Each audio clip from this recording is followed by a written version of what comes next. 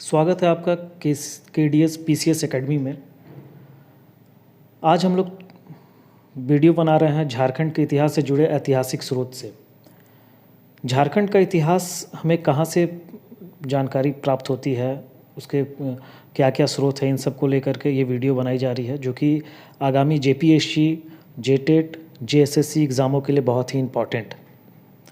तो देर ना करते हुए वीडियो को शुरू करने से पहले आप लोगों से एक रिक्वेस्ट है कि हमारे चैनल KDS PCS एकेडमी को आप लोग सब्सक्राइब ज़रूर कर लें, वीडियो को शेयर करें और पसंद आए तो लाइक भी ज़रूर करें। और अगर आपको किसी भी एजुकेशनल वीडियो को लेकर के अगर कोई जानकारी चाहिए होगी या आपकी कोई डिमांड है तो उस पर भी आप हमें कमेंट कर सकते हैं, हम उस पर भी वीडियो ज़रूर बनाएंगे। तो शुरू करते हैं वीडियो। झारखंड से जुड़े ऐतिहासिक स्रोत। सबसे पहले समझते हैं कि किसी भी क्षेत्र या देश के इतिहास या उसकी संस्कृति को समझने का जो मुख्य साधन होता है वो क्या होता है। तो किसी भी देश और इतिहास, किसी भी देश के या क्षेत्र के इतिहास को समझने में हमें सबसे जो मुख्य साधन होते हैं उसके ऐतिहासिक स्रोत, और ऐतिहासिक स्रोतों को हम दो भागों में वर्गीकृत या बांट सकते हैं। तो आगे देखते हैं इन स्रोतों के बारे में। तो सबसे पहले जो वर्गीकृत करके आता है उसमें आता है हमारा पुरातात्विक स्रोत और दूसरा है हमारा साहित्यिक स्रोत। पुरातात्विक स्रोत उन स्रोतों को कहेंगे जिसमें हमें खुदाई के दौरान या फिर गुफाओं में उपकरण, हथियार, अभिलेख, शिलालेख, चित्रकला, सिक्के या मूर्तियाँ या अन्य भी साधन जो हैं वो मिलते हैं।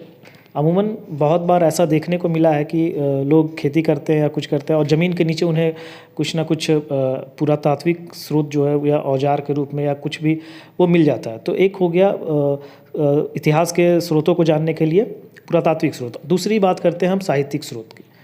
साहित्यिक स्रोत के अंतर्गत हमें समकालीन धार्मिक एवं धर्मोत्तर जो साहित्य होते हैं उनके विवरण शामिल किए जाते हैं। झारखंड के ऐसे कई क्षेत्र हैं जिसमें व्यापक पैमाने पर हमें पुरातात्विक एवं साहित्यिक सामग्रियां प्राप्त हुई हैं, जिनका वर्णन हम इस प्रकार से कर सकते हैं, जो कि आगे हम देखते हैं। पुरातात्विक सामग्रियां, सबसे पहले हम बात करते हैं पुरातात्विक सामग्री की। झारखंड के सिंहभूम जिले से ईसा पूर्व 1 लाख यानी 1 लाख साल पहले के पाषाण उपकरण और औजार प्राप्त हुए हैं, जिसमें हमें पत्थर से बने हुए औजार मिले हैं। आगे बात करते हैं झड़िया का। तो झड़िया जो कि धनबाद के निकट है और वहाँ फेमस है वो कोयला माइनिंग के लिए, लेके वहाँ पे कोयला की खुदाई होती है और बड़े बड़े खाने हैं कोयला के। तो झड़िया में भी हमें पूरा प्राचीन कालीन जो पत्थर के कुल्हाड़ी हैं और भाला जैसे औजार ये हमें प्राप्त हुए हैं। बोकारो, यहाँ से हमें पूरा पाषाण कालीन हस्तकुठार आपका एक कुल्हाड़ी जैसा ही हथियार होता है, जिसका प्रयोग जो है प्राग ऐतिहासिक काल में, पाषाण काल में जो आदि मानव हुआ करते थे वो हाथों से पकड़ के किसी भी चीज़ को काटने वाटने के काम में प्रयोग करते थे। हजारीबाग जिले की बात करते हैं तो यहाँ से पूरा पाषाण कालीन हस्तकुठार एवं खुरचनी के अवशेष मिले हैं। हस्तकुठार के बारे में तो आपको हमने बता ही दिया। और खुरचनी एक ऐसा हथियार या उपकरण होता है जिससे कि किसी भी चीज़ को खरोचने के काम में उपयोग किया जाता है। जैसे अगर हम किसी मोची के दुकान में चले जाएं तो वहाँ पे हमें ये चीज़ देखने को मिल जाता है, या कोई ऐसा औजार जिससे वो चमड़े को उखाड़ता है या उसे काटता है, तो वो खुरचनी के अवशेष भी हमें हजारीबाग से मिले हैं। चक्रधरपुर की बात करें तो यहाँ से 9 पाषाणकालीन चाकूनुमा धारदार पत्थर मिला है। मतलब पत्थर के चाकू जैसा हथियार भी हमें प्राप्त हुआ है चक्रधरपुर में।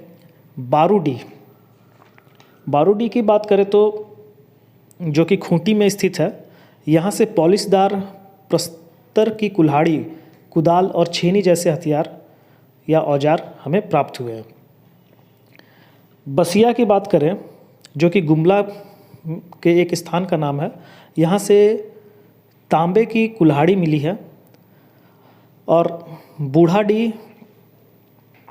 बूढ़ाडी की बात करें जो कि खूंटी में स्थित है, तमाड़ के निकट, इस स्थान पे सुंदर कुल्हाड़ा प्राप्त हुआ। कुल्हाड़ी का से बड़ा होता है। कुल्हाड़ी अमूमन थोड़ी छोटी होती है, लेकिन कुल्हाड़ा जो होता है वो थोड़ा बड़ा होता है। तो हमें कुल्हाड़ा जो है वो भी सुंदर कुल्हाड़ा वो हमें प्राप्त हुआ है तमाड़ के बूढ़ाडीह से।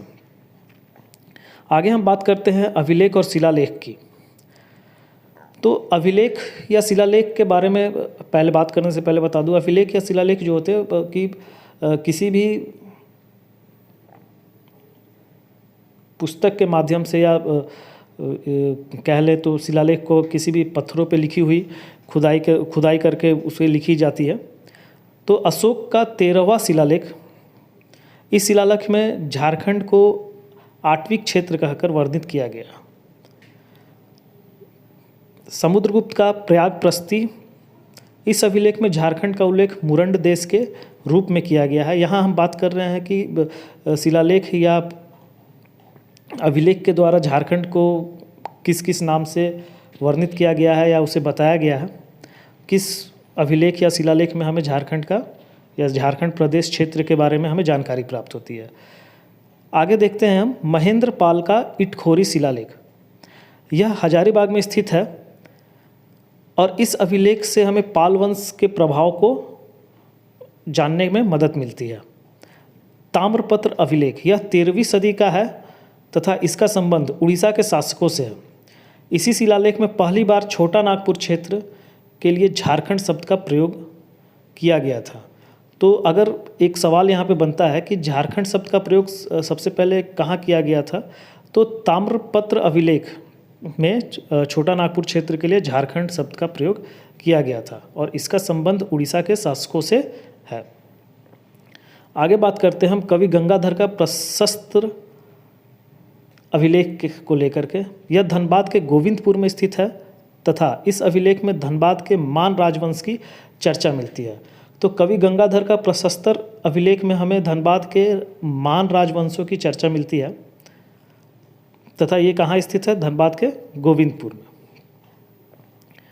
गढ़वाल शासकों का शिलालेख, यह पलामू क्षेत्र से प्राप्त हुआ है तथा मान राजा से संबंधित है। गढ़वाल शासकों का जो शिलालेख में है इसमें हमें मान राजाओं से संबंधित जानकारियां प्राप्त होती है और यह पलामू क्षेत्र से हमें प्राप्त हुआ है। हापा मुनि मंदिर के अभिलेख, जो कि गुमला के घाघरा में स्थित है, इस मंदिर के कुछ हिस्सों पर भी ऐतिहासिक वर्णन मिलता है। अमूमन देखने को ये हमें मिलता है कि बहुत से प्राचीन मंदिर होते हैं, वहाँ पे भी हमें प्राग ऐतिहासिक काल या बहुत पुरानी मंदिरें हैं तो वहाँ पे उस समय के इतिहास को लेकर के कुछ ना कुछ गोद करके पत्थरों पे वहाँ पे लिखा हुआ हमें शिलालेख प्राप्त होते हैं।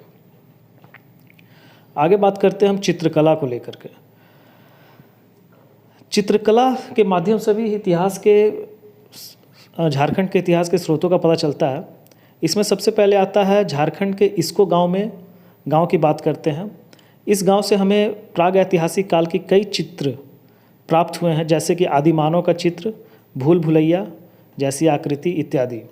तो हजारीबाग से हमें चित्र के माध्यम से भी ऐतिहासिक स्रोत प्राप्त हुए हैं। आगे हम देखते हैं गढ़वा जिले के भवनाथपुर की बात करते हैं। गढ़वा जिले के भवनाथपुर से भी हमें प्राग ऐतिहासिक काल के आखेट करने के चित्र मिले हैं। आखेट शिकार को कहा जाता है, जिसकी तुलना सिंधु घाटी सभ्यता की पेंटिंग से भी की जा रही है। अब बात करते हैं हम स्थापत्य और मूर्तियों की। मूर्तियों के माध्यम से भी किसी भी इतिहास को जानने का एक सुनहरा अवसर हमें मिलता है। सबसे पहले बात करते हैं पारसनाथ की पहाड़ियों का। यह गिरिडीह जिले में स्थित है और इस पहाड़ी पर कई जैन तीर्थंकर की मूर्तियों एवं मंदिरों का निर्माण किया गया है। यहाँ से हमें जैन धर्म के बारे में भी जानकारी प्राप्त होती है। बाबूसराय से जो कि सिंहभूम में स्थित है और इस स्थान से 7वीं और 8वीं शताब्दी के कई हिंदू देवी देवताओं और जैन तीर्थंकर की मूर्ति प्राप्त होती है। सिंहभूम से भी हमें ऐतिहासिक स्रोत प्राप्त होते रहते हैं। और आगे बात करते हैं हजारीबाग की। हजारीबाग के दुमदुमा में पालकालीन मूर्तियाँ मिली हुई हैं। उसके आगे देखते हैं हम रांची के खुखड़ागढ़। यहाँ के बेड़ो प्रखंड में स्थित इस स्थान से 14वीं शताब्दी के मिट्टी के बनाए गए बर्तन और ईंटों द्वारा मंदिरों के अवशेष मिले हैं। प्रतापगढ़ जो कि चतरा जिले में स्थित है और इस स्थान से मुगल कालीन कुंपा किला के अवशेष प्राप्त हुए हैं। कोलुआ पहाड़ हंटरगंज स्थित इस स्थान से एक मध्यकालीन दुर्ग का अवशेष मिला है जिसमें हिंदू और बौद्ध धर्म की मूर्तियां भी प्राप्त हुई है। हंटरगंज आपका चतरा जिले में स्थित है। अब बात करते हैं सिक्कों की। सिक्कों के माध्यम से भी हमें इतिहास के बारे में जानकारी प्राप्त होते हैं। तो रांची की बात करते हैं, यहाँ से हमें कुषाण कालीन सिक्के मिले हैं। सिंहभूम से रोमन सम्राट के सिक्के प्राप्त हुए हैं और चाईबासा से हमें इंडो सीथियन राजाओं के सिक्के प्राप्त हुए हैं। अब बात करते हैं हम साहित्यिक स्रोत। साहित्यिक स्रोत से भी हमें इतिहास को जानने का अवसर प्राप्त होता है। बहुत बार ऐसा देखने को मिला है कि बड़े बड़े यात्री जो होते हैं पुराने समय के, वो यात्रा के दौरान अपने वृत्तांत को लिखते हैं और उन्हीं के वृत्तांतों के द्वारा हमें इतिहास को जानने का एक सुनहरा अवसर भी प्राप्त होता है। तो बात करते हैं हम प्राचीन काल की। प्राचीन काल में हमें ऋग्वेद, अथर्ववेद, ऐत्रेय ब्राह्मण, वायु पुराण, विष्णु पुराण, भागवत, महाभारत जैसे महाकाव्य जो थे उनसे भी हमें उस समय के इतिहास को जानने का स्रोत प्राप्त होता है। साथ में स्रोत के नाम पे हमें जो यात्री थे जैसे टॉलीमी, फाहियान, वेनसांग, इनके और राजपूत कालीन के जो साहित्य हैं, इसमें हमें झारखंड की सभ्यता संस्कृति का वर्णन प्राप्त होता है। मध्यकालीन समय की बात करें तो इस काल में कबीर और मलिक मुहम्मद जायसी के रचनाओं में झारखंड का वर्णन मिलता है। इसके अलावा अफ़ीक की शम्स सिराज, सलीमुल्लाह की तारीख़ फ़िरोज शाही,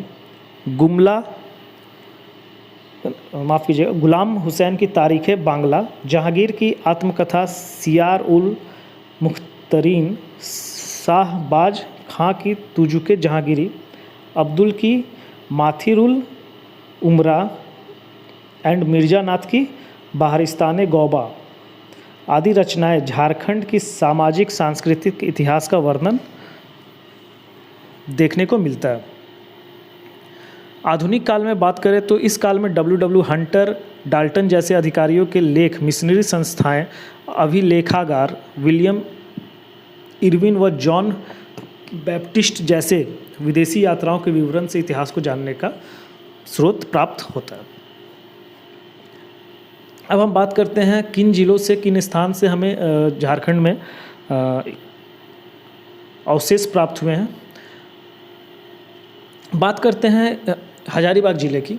हजारीबाग के इसको स्थान से विशाल पर्वत पर आदि मानव द्वारा निर्मित चित्र, शैल चित्र, दीर्घा तथा भूल भुलैया की आकृति प्राप्त हुई है। गढ़वा जिले के भवनाथपुर में प्राग ऐतिहासिक काल के आखेट का चित्र प्राप्त हुआ है जिसमें हिरण, भैंसे आदि पशुओं का चित्र है और यह हमें प्राकृतिक गुफाओं आदि में प्राप्त हुआ है। पलामू की बात करें तो पाषाण काल के 3 चरणों के पाषाण उपकरण मिले हैं। पलामू से हमें पाषाण काल के तीनों चरण में के उपकरण जो होते हैं जैसे कि पत्थर के बने हुए उपकरण, वो सब हमें प्राप्त हुए हैं। सिंहभूम के बारूडी में हस्त निर्मित मृगभांड, कुल्हाड़ी और पत्थर का रिंग हमें प्राप्त हुआ है। सिंहभूम के ही बानाघाट से हमें 9 पाषाणकालीन पत्थर तथा काले रंग का मृगभांड प्राप्त हुआ है। रांची की बात करें तो रांची के नामकुम जगह से हमें तांबे और लोहे के औजार तथा बाण के फलक प्राप्त हुए हैं। लोहरदग्गा से हमें कांसे का प्याला प्राप्त हुआ है। रांची के मूरत की बात करें तो यहाँ से तांबे की सिकड़ी, कांसे की अंगूठी प्राप्त हुई है। और लूपगढ़ी जो कि गुमला में स्थित है, यहाँ से प्राचीन कब्रगाह के अवशेष प्राप्त हुए हैं। बाहरगंडा जो कि हजारीबाग में स्थित है, यहाँ से हमें तांबे की खानें प्राप्त हुई हैं। तो ये था हमारा झारखंड से जुड़े हुए ऐतिहासिक स्रोत। इसके आगे की वीडियो में हम और भी डिटेल में बात करेंगे। तब तक के लिए आप हमारे वीडियो को सब्सक्राइब कीजिए, चैनल को सब्सक्राइब कीजिए, वीडियो को लाइक कीजिए और देखने के लिए वीडियो को धन्यवाद। बने रहिए हमारे चैनल के साथ। जय हिंद।